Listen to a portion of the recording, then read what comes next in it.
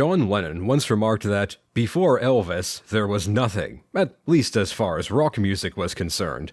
While Elvis did not invent rock and roll, he took music pioneered by African-American artists such as Fats Domino and Chuck Berry and brought it to a wider audience, cementing his place in rock and roll history. Yet, as someone who grew up long after Elvis's heyday, I always found his music to be rather quaint, low energy, and just kind of lame, really. But that certainly wasn't how he was seen back in the day. It seems absurd now, but in the conservative era of the 1950s, his gyrating hips were seen as just a little bit too erotic by some, and during his final appearance on The Ed Sullivan Show, Elvis agreed to be filmed from the waist up. And I can't help but wonder if younger generations might have a similar experience when playing GoldenEye 007, perhaps one of the most iconic and fondly remembered games for the Nintendo 64. For people of my generation, this game brings up so many warm childhood memories, but if you were born after this game's release and picked it up for the first time, you'd probably think it was a janky, unplayable mess, and you might find yourself wondering why this game is so beloved by so many people. And perhaps in this video, we can answer that question. The success of GoldenEye 007 was, in many ways, quite remarkable. Created by a small, inexperienced team, it was based on a movie, and while games based on movies weren't always terrible, they were usually regarded as little more than an obvious attempt to cash in on a popular franchise. And it wasn't even a recent movie either, as the GoldenEye film had been released 2 years earlier. Not only that, it was a first-person shooter, released on a console in a time when the genre was most popular on the PC. Everything seemed to be against GoldenEye succeeding. So why did it succeed?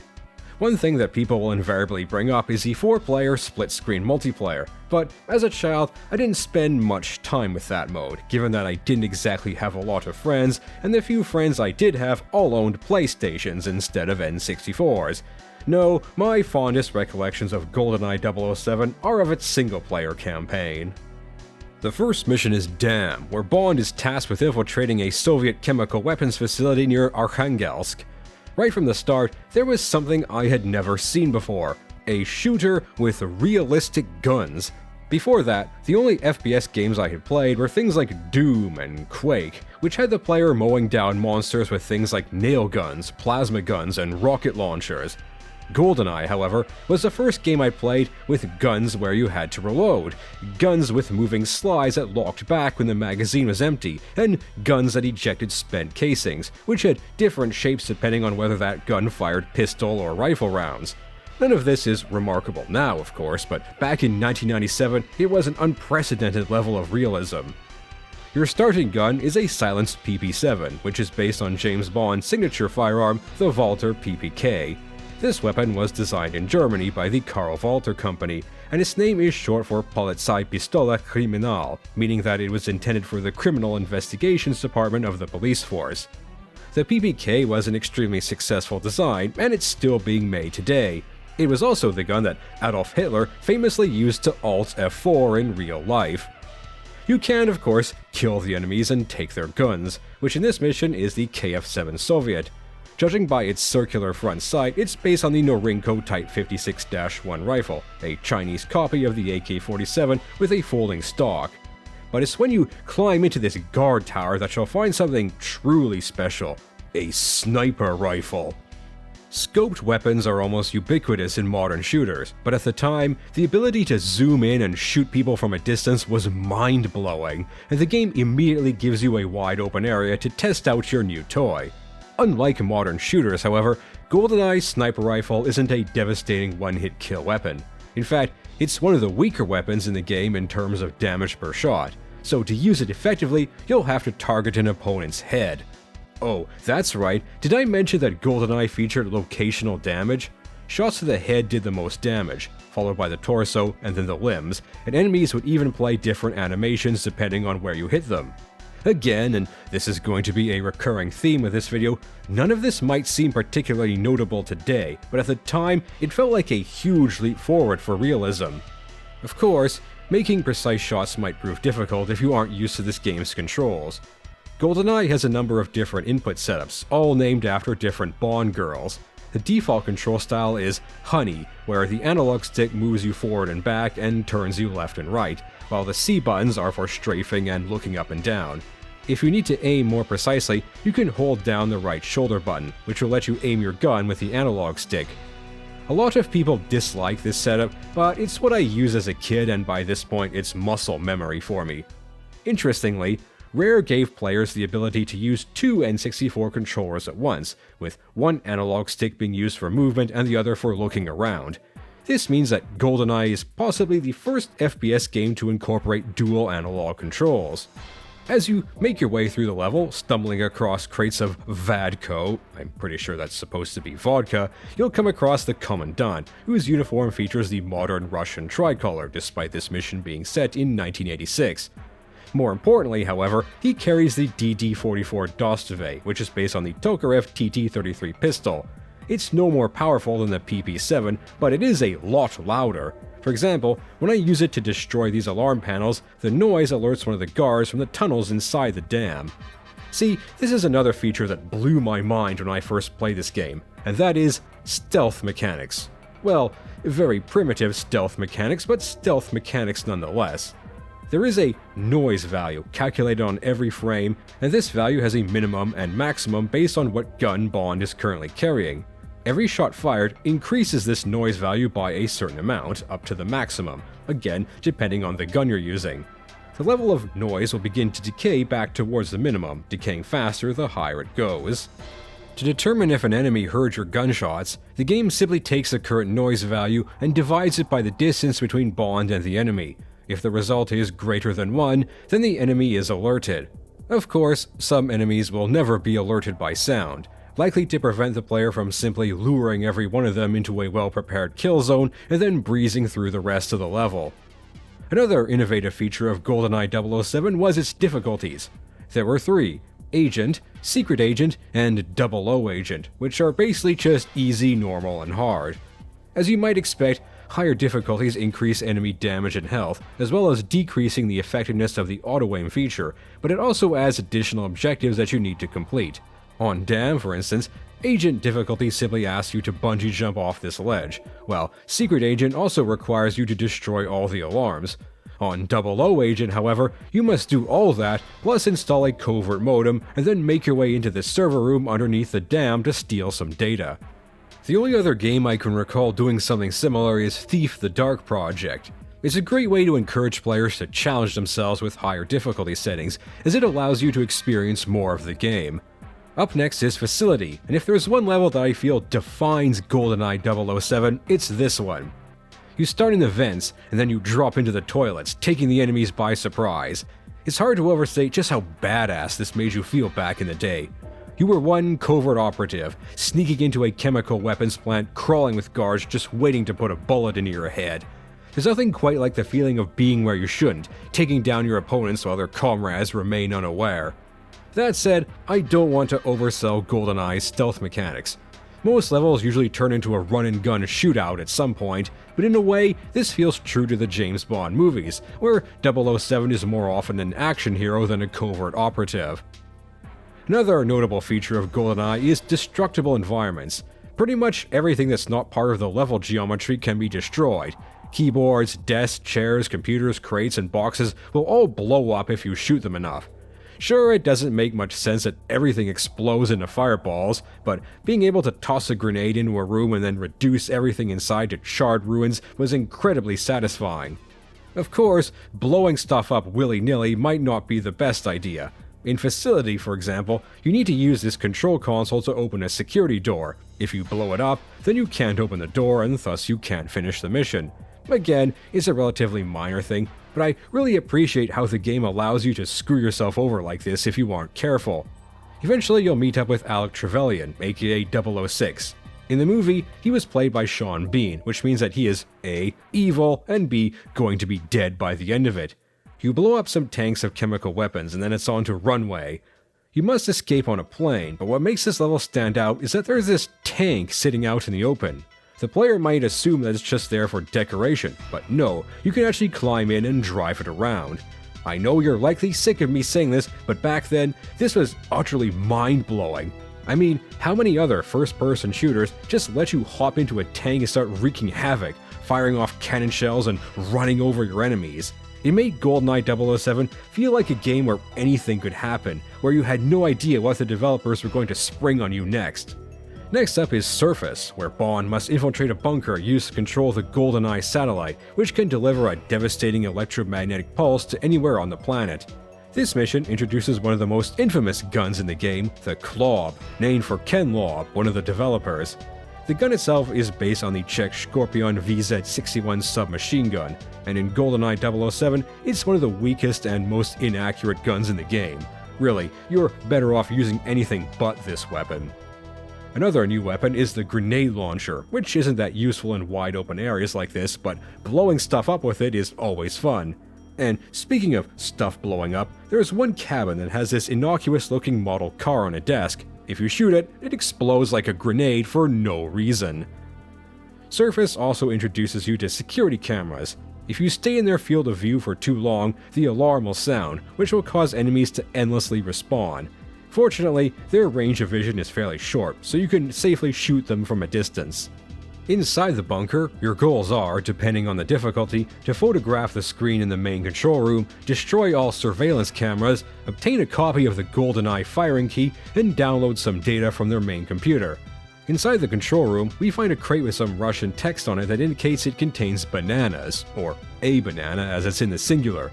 There's also some not-so-Russian text on the main monitor that reads "Weapon armed." And not to put too fine a point on things, but this hammer and sickle insignia is also facing the wrong way. This mission also introduces us to another feature, dual wielding. But carrying a gun in both hands isn't as simple as picking up another copy of that gun, which just gives you more ammunition. Instead, to dual wield, you must first find an enemy who is also dual wielding, and then take both of his guns. This doesn't make a whole lot of sense, but considering that dual-wielding guns effectively doubles your damage output, it's obvious that Rare did this for the sake of gameplay balance. It's not immediately apparent, but nearly every single weapon in GoldenEye 007 can be dual-wielded, including things like rocket launchers, though the only way you can take advantage of this is if you have the All Guns cheat enabled. Cheats are unlocked by finishing a level under a certain time and on a specific difficulty. The game won't consider a mission cleared if you play it with cheats enabled, nor will it allow you to unlock additional cheats this way. Most cheats just make things easier, but a few can make for a very different gameplay experience.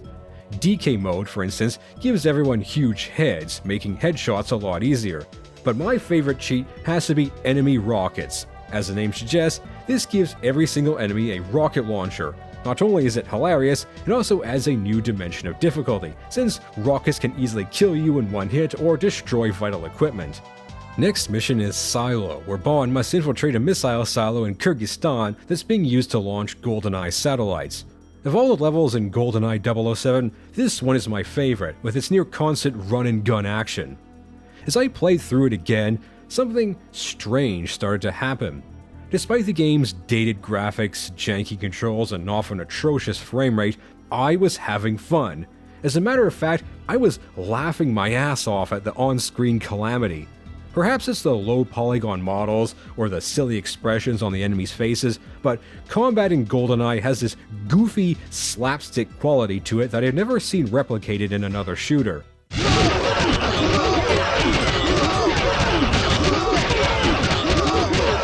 Or maybe it's just the stock grunting sounds enemies make when you hit them, which were heard everywhere in countless comedy shows during the 90s.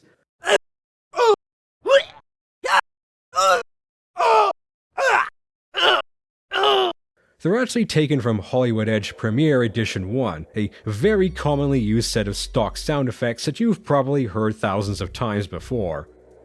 Sometimes you'll see enemies doing these little mid-combat rolls, and if you shoot them while they're rolling, they'll stand up before playing their death animation, and as a kid, this was the most hilarious thing in the world. There is something else about Silo that sticks out in my memory. One day, when I was a kid, I was playing through this level for what had to have been the 1000th time or so, when all of a sudden I saw something I had never seen before. One of the missile silo doors opening. I had no idea what triggered it, and I would spend countless hours trying to find out how to make it happen again, all to no avail. As ridiculous as it sounds, I got to the point where I started wondering if it were merely something I had seen in a dream. It wasn't until much later that I learned that the silo doors can indeed open. You just have to switch to unarmed while standing in one of the missile silos. This explains why I was never able to recreate it, because I would never have guessed that switching weapons is what triggers it. The next mission is Frigate, where Bond must infiltrate a French Lafayette-class frigate that the Janus Syndicate has taken control of, which doesn't even remotely resemble an actual Lafayette-class frigate. You'll have to rescue some hostages, defuse some bombs on the bridge and in the engine room, and then plant a tracker on a helicopter.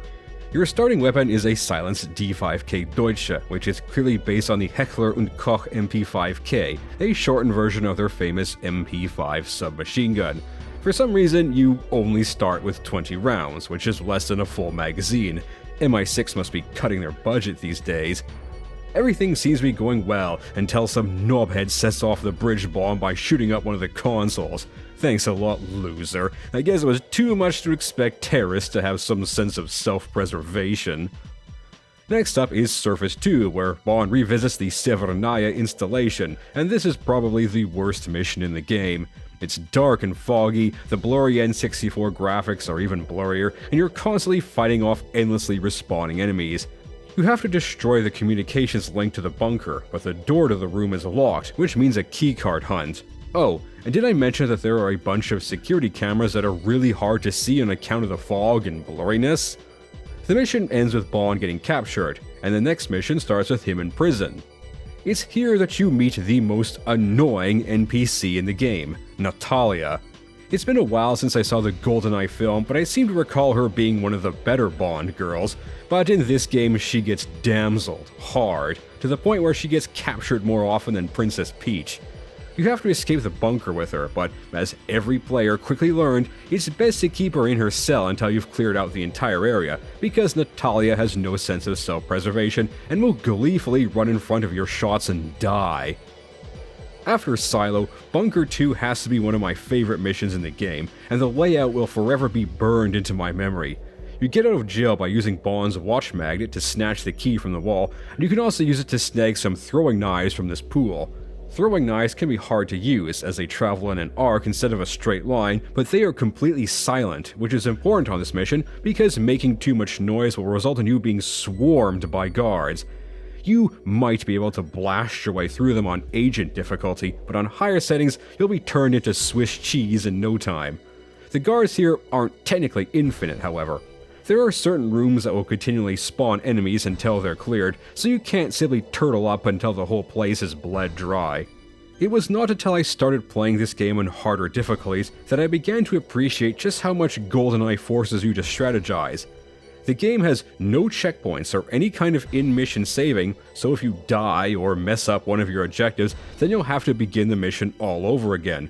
And there are no healing items either. The closest thing you'll get is body armor, which is just extra hit points on top of what you already have, and it's also much scarcer on harder difficulties. The result is that GoldenEye's gameplay is the polar opposite of shooters with regenerating health. You want to avoid taking damage at all costs, because your ability to recover from that damage is extremely limited. This means you must take advantage of things like cover, positioning, and luring enemies into disadvantageous positions. You want to avoid facing groups of enemies, as they can shoot through each other while you usually cannot, and using rapid-firing weapons to stun-lock multiple enemies so they can't shoot back at you is always a valid strategy. The next mission is Statue Park, which is set in a labyrinth of old Soviet monuments. Your goal here is to meet with Valentin Zhukovsky, a former KGB agent turned gangster, because this is post-Soviet Russia, where the line between gangster and politician is slight to non-existent. Valentin tells you that Janus, the leader of the Janus Syndicate, will meet you by the statue of Lenin. When you meet with Janus, however, it turns out that he's our old friend Alec Trevelyan. He has a grudge against the British government on account of being a Lienz Cossack, but who were the Lienz Cossacks, really? Well, the Cossacks are an ethnic group originating in Ukraine and southern Russia, typically organized into hosts named for nearby rivers, such as the Don Cossacks, Kuban Cossacks, and Terek Cossacks. During the Russian Civil War, many Cossacks sided with the Whites against the Bolsheviks, and after the Bolshevik victory, many Cossacks fled to Central and Western Europe. those who remained faced terrible persecution, and when Nazi Germany launched their invasion of the USSR in 1941, many of them sided with the Germans, not necessarily out of loyalty to Nazi ideology, but out of hatred for the Soviet Union. After Germany's defeat, a question arose as to the fate of Soviet POWs.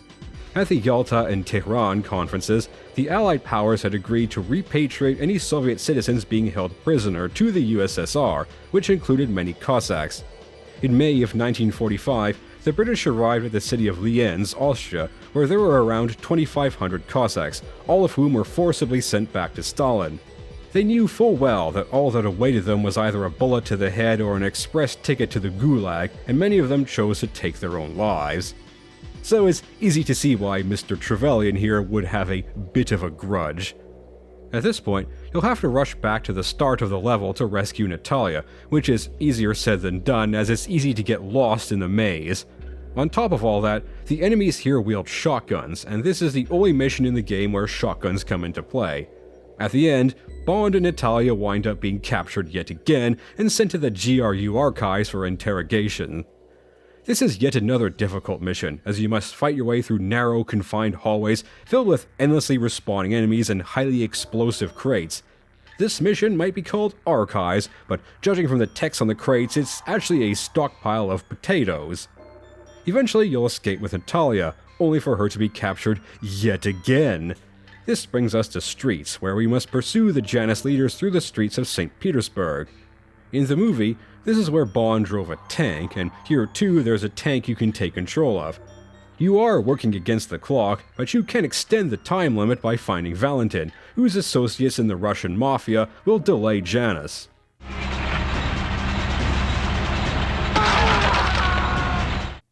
Or not. The game obviously expects you to give chase with a tank, but I find this mission much easier if you forego the tank and just run to your destination. That's not what happened in the movie, of course, but then again, this is a Russian tank, so going on foot is probably the better choice. This mission also introduces you to the rocket launcher, though it's of limited use here. The Russian text on the side can be hard to read, but it says potatoes included, so I guess the rocket launcher actually fires high explosive spuds. Next up is Depot, where you must locate the converted missile train where Janus is holding Natalia. There really isn't much interesting to say about this mission. It's dark and grey, enemies continuously respawn, and the game's frame rate constantly shifts between smooth and sluggish whenever you enter or leave the indoor areas. At least it's over and done with fairly quick. Next up is Train, and here is where GoldenEye stops screwing around and really ramps up the difficulty. You've got to fight your way through several train carriages to reach Natalia, all of which are packed to the gunnels with enemies waiting to fill you with lead. There is cover, but it consists largely of these crates which can easily be destroyed by gunfire, and there are these passenger cars where enemies will come out of the rooms to attack you from behind. Later on, you'll start encountering these black-shirted Janus operatives who carry one of the best submachine guns in the game, the ZMG 9mm, which is clearly based on the Micro Uzi. It has an incredibly high rate of fire, and better yet, the mission lets you dual-wield it. At the end, you'll find General Urumov holding Natalia at gunpoint. You'll have to shoot him, and then, just like in the film, you have to use your watch laser to cut a hole in the floor and escape before a bomb goes off. But you also have to wait until Natalia can track down Janus' headquarters. You can obtain extra time if you manage to shoot Ksenia before the door closes, and on 00 Agent, this is practically a necessity. Next up is Jungle, where Bond and Natalia must make their way through the Cuban jungle. The dense fog and terrible frame rate can make this mission a slog. You're introduced to yet another new weapon, the AR-33 assault rifle, which is clearly based on the M16. You'll encounter several automated gun turrets that can be hard to spot in the fog, so you'll want to take things slowly and creep forwards into open areas. Eventually you'll run into Ksenia on atop, Janus' lackey, and the best way to deal with her is simply to stand off to one side of the bridge, since the AI cannot shoot across it. In this playthrough, however, Natalia ends up scoring the killing shot. Damn, woman, you are born again hard! Ksenia carries one of the best weapons in the game, the RCP-90, which is clearly based on the FN Hairstyle P90 submachine gun, and the name RCP is likely a reference to the N64's Reality coprocessor. The real gun is unusual in that the rounds in the magazine are facing sideways, get rotated into position as they are fired, and then ejected downwards. Not only does the RCP-90 have a high rate of fire and a large 80-round magazine, its shots can penetrate through enemies, doors, and other objects. Different guns having different levels of penetration was incredibly realistic for the time, and it's something that even a lot of modern shooters failed to include, so that even the flimsiest piece of cover can stop high-powered rifle rounds. Sadly, you won't get to play with your new toy for long, because next up is Control, and if there's one mission in GoldenEye that I dread, it's this one. Sure, Surface 2 was boring and annoying, but it was also short. Control isn't. It's an escort mission where you have to get Natalia to the satellite control room, and the moment you step out of the elevator, you'll be shot at by automated turrets. This means having to play peekaboo, carefully sliding out past the corner and trying to aim at the few exposed pixels of the turret before it sees you, which is exactly as fun as it sounds. But that's the easy part of the level. You have to destroy these armored mainframes using remote mines, and then you'll have to protect Natalia from waves of guards while she reprograms the GoldenEye satellite. This can be frustratingly difficult, but I found a strategy that can make it substantially easier. First, when destroying these two mainframes, place the remote mine some distance away, so that the explosion won't break the glass surrounding the control room. Second, destroy this pane of glass on the ceiling, so that you can see enemies coming up from below. And don't forget to snag the body armor hidden away near the top. When the alarm sounds and the guards start pouring in, you want to stand here, so you can shoot the guards coming from below. You'll also want to glance left and right regularly, as guards will also appear there. As for which enemies to prioritize, just keep in mind one thing: men without hats. Specifically, the guards without hats will target Natalia, while the ones with hats will target you, so you'll want to shoot the ones without hats first. And remember that they will continue to shoot at her even after she finishes hacking the satellite, so don't relax until Natalia despawns. Next up is Caverns, where you'll have to destroy the water pumps that keep Janice's base hidden beneath a lake. This is yet another long, difficult mission where the enemies are all equipped with powerful weapons. On 00 Agent, you'll have to use this radio to contact Jack Wade, but the problem is that it's located right next to a pile of explosive barrels. One stray shot and boom, mission failed.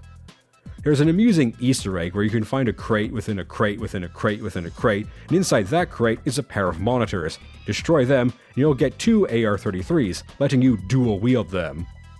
At last we reach the final mission, Cradle, where we must pursue Trevelyan throughout the antenna cradle of his secret base, which in reality was the Arecibo radio telescope. You can only shoot Trevelyan when he stops to attack you, and after doing enough damage, he'll flee to the antenna itself for a final showdown. Once he's dead, Bond escapes with the aid of Natalia, who in the meantime has somehow learned to fly a Huey and holds it in a perfect hover. But while the credits might be rolling, GoldenEye still has more to offer. If you finish all the missions on Secret Agent, you will unlock Aztec, the first of 2 bonus levels. A lot of games from this era would include bonus levels that were much more difficult than anything else, and GoldenEye proudly embraces this tradition because Aztec is absolutely brutal, even on Agent difficulty. Your goal is to retrieve a space shuttle that has been stolen by the Drax Corporation, and this level shows no mercy right from the start. You begin in this narrow corridor, and in the room ahead, there are 3 assault rifle wielding enemies in it. There's a good chance that one of them will throw a grenade at you, which can end your run right then and there.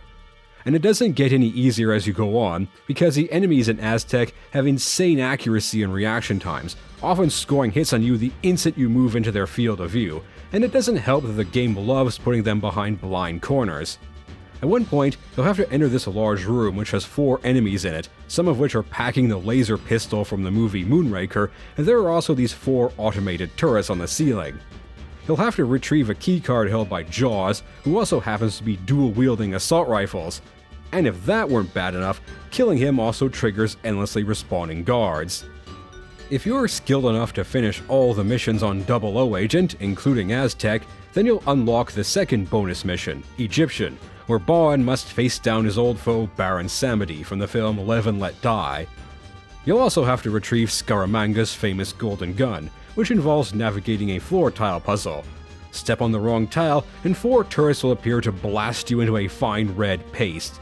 Problem is, there's no clue as to what the solution is, so you'll have to resort to trial and error.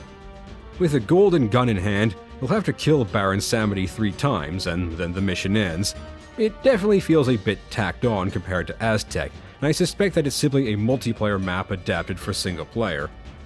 Should you manage to finish every mission on 00 Agent, then you will unlock a 007 difficulty, which lets you set the enemy's health, damage, and reaction times to whatever you want. If you're really a glutton for punishment, you can set all of these values to their highest. This self-imposed challenge is known as DLTK, or Dark License to Kill, and only a handful of elite players have managed to finish the game this way.